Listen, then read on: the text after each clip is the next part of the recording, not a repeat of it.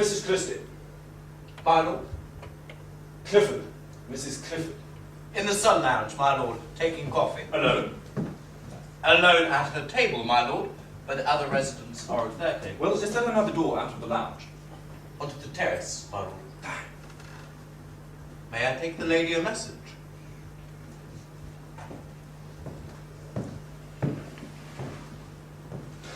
When Mrs. Clifford found this room empty yesterday, she played the piano. If it appeared to be empty today when she appeared, you could yourself. Up here, my lord. Yes. Yes. Thank you, my lord.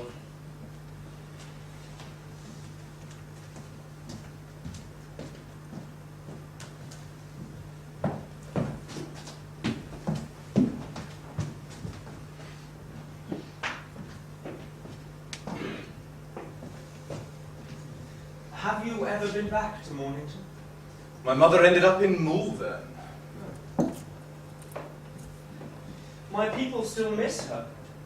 She misses them. You could come back. Take the punt out. What was the name of that appalling snooper? His stinking moleskin jacket. Garvin. He's bedridden now. Oh, nothing trivial, I hope. You must go, you can't stay here. Dickie! Agatha Christie may want to play the piano, be so good. I may want to play the piano. You can't. I could practice. Turner used to play beautifully. Not now. Please. We could go down and look at the sea. I do enough of that from my ship. You could explain what the different waves mean. You are an ass. I'd missed that.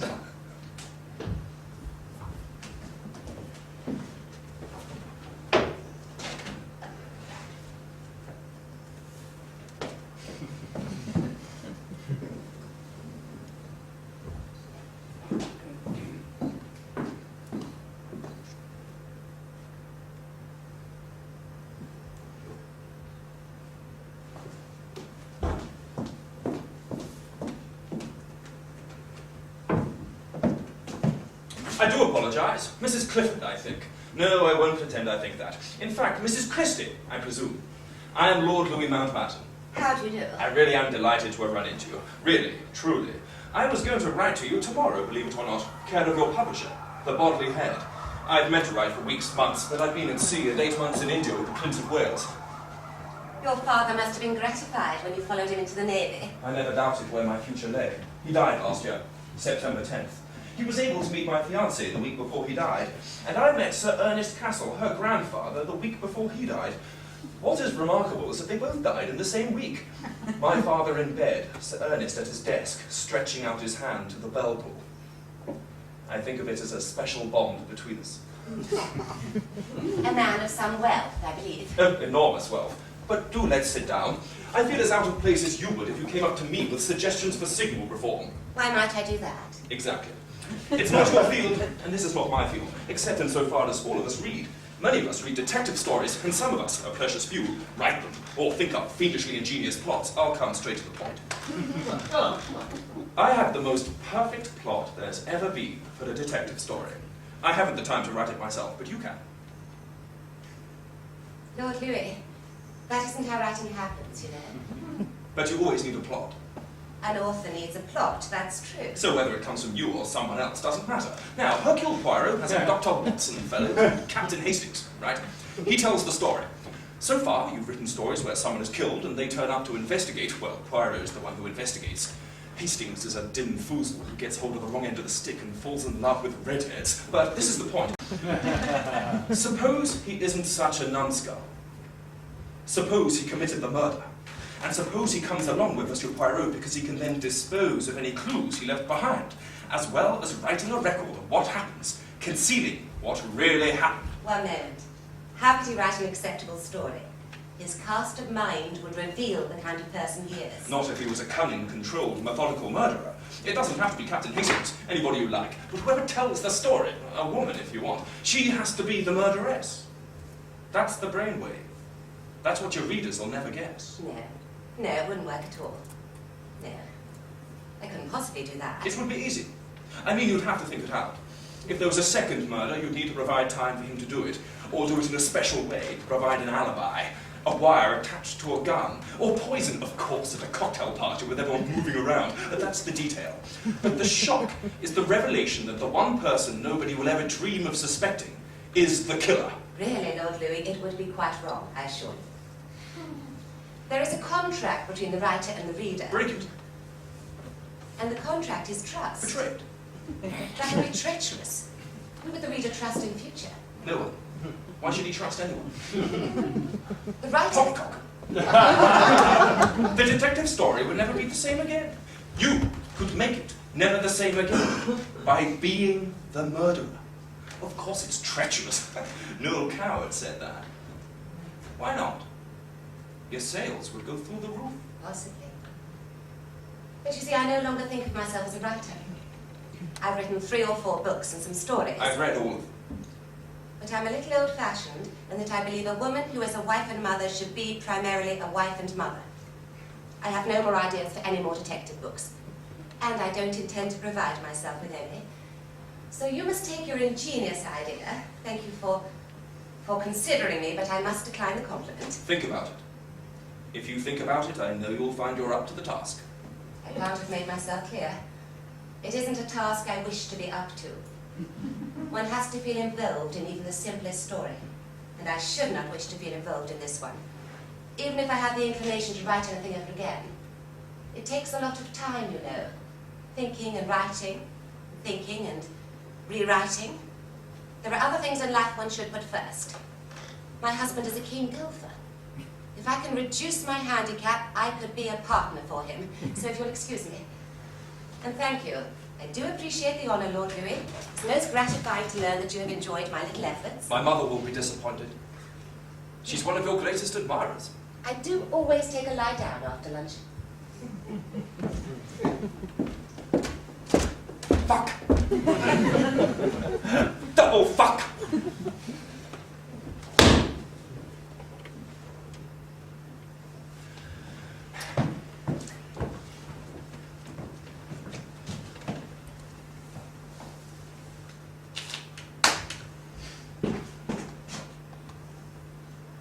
She disapproves of my idea.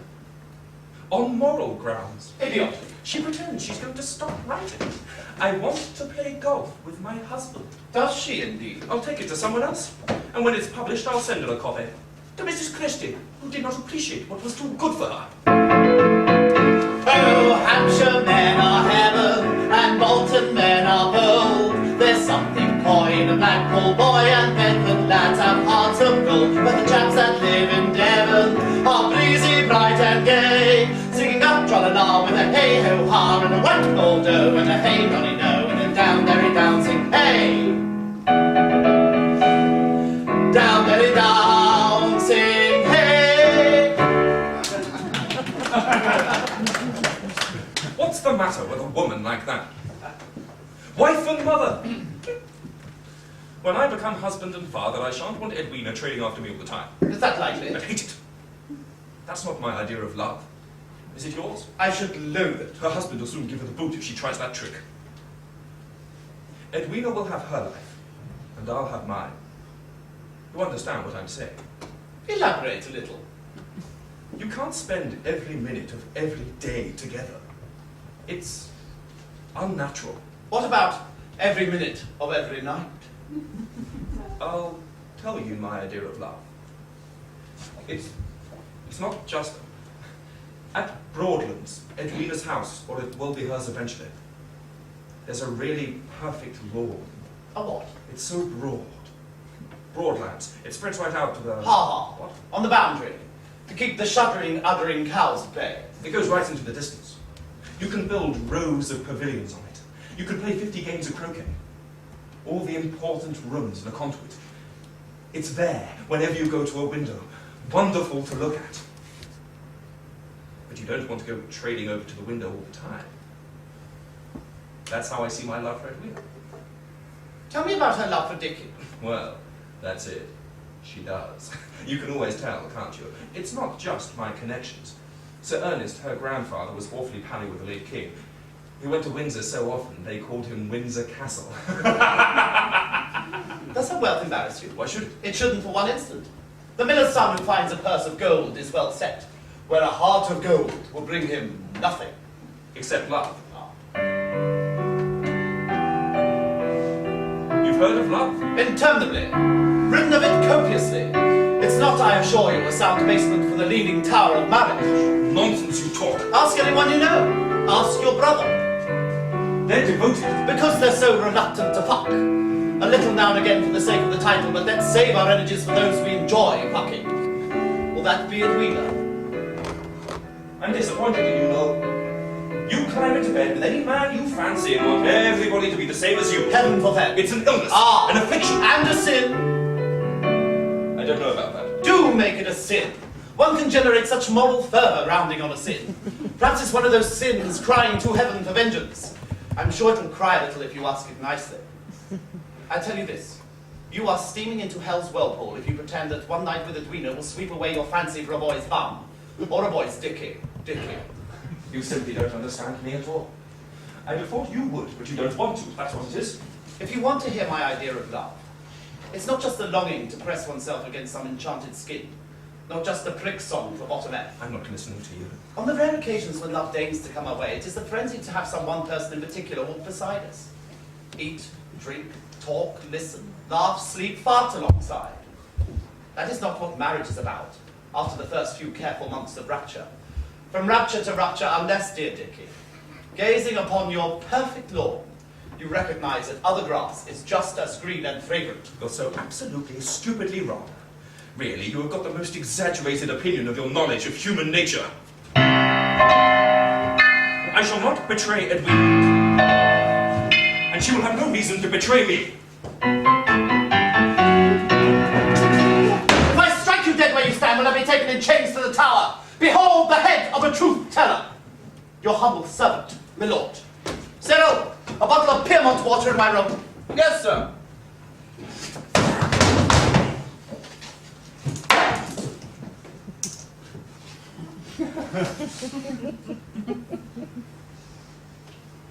What are you staring at?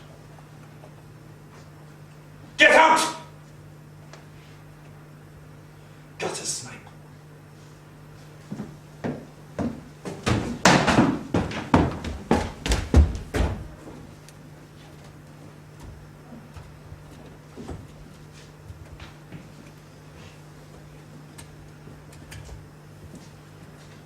Royal arsehole. There was a young lady named Gloria. Cyril? Gloria? The royal gentleman, sir. A little accident. Not royal, Cyril. Not anymore. No, my lord? Once upon a time, he was the Princess Louisa of Battenberg. Like the sponge cake, my lord? Very like. Then came something called the Great War. Hunnish Hohenzollerns and horrible Habsburgs. Swedish Saxe Coburg. So the boring Battenbergs had to change their names and drop their royal handle. Yes, I see, my lord. Battenberg, Mountbatten. Bad enough having his father as first Sea Lord. Was that his father, my lord? The one they sacked in 1914? Couldn't risk him sending postcards to the Kaiser. Sounds pretty round-do to me. My lord.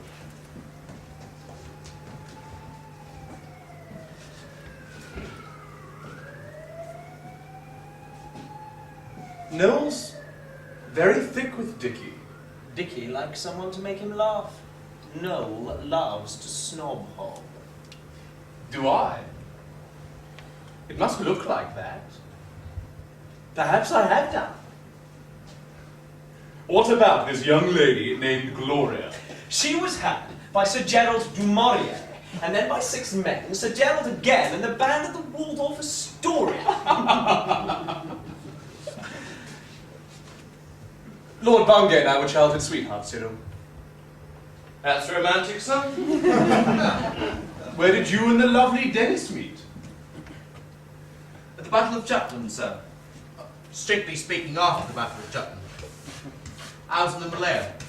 He was in the old Tipperary. We met in number 4 hospital at Haslam.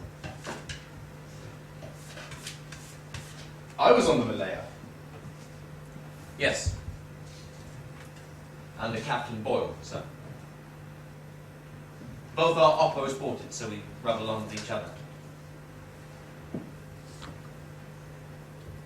Will that be all, sir?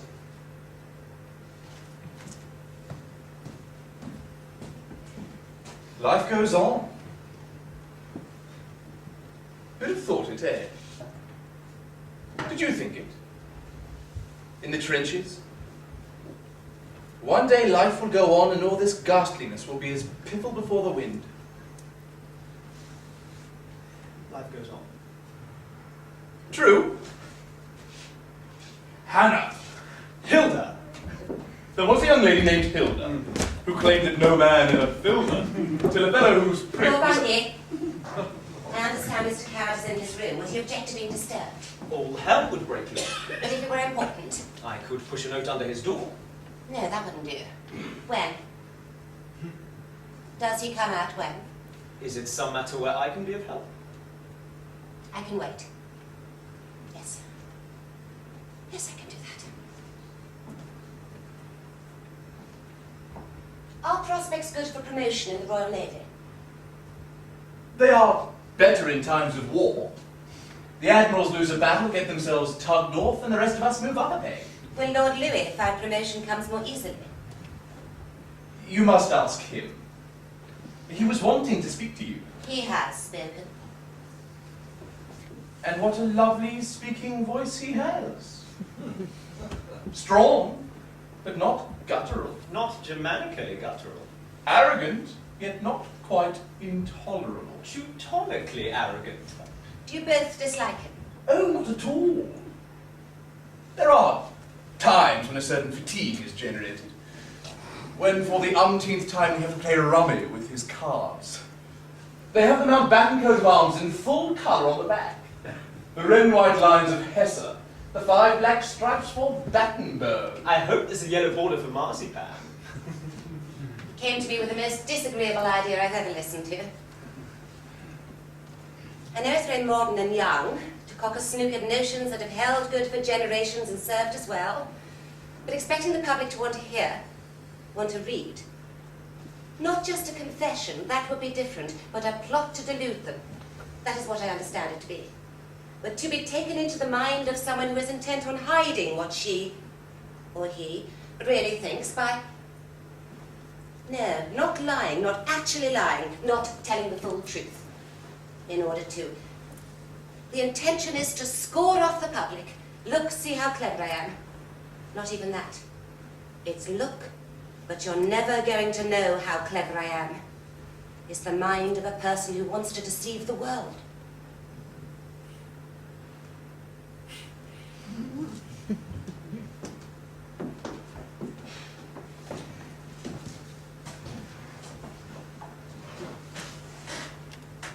I recommend a visit to the farm on the mainland, just beyond where you left your cars if you motored here. Joymans Farm. They do a really good Devonshire cream tea. Proper cream, just as it should be. It's getting on for low tide, which it ought to be. That's what I'm going to treat myself to. On holiday, I think one can. Did you notice how the flowers in the dining room have revived? She's mad. That's eccentric. She's cook. Dickie, don't speak to me. They are both seriously deranged. I've just written something terribly clever, and Bill is supposed to make someone in the world happy. Who?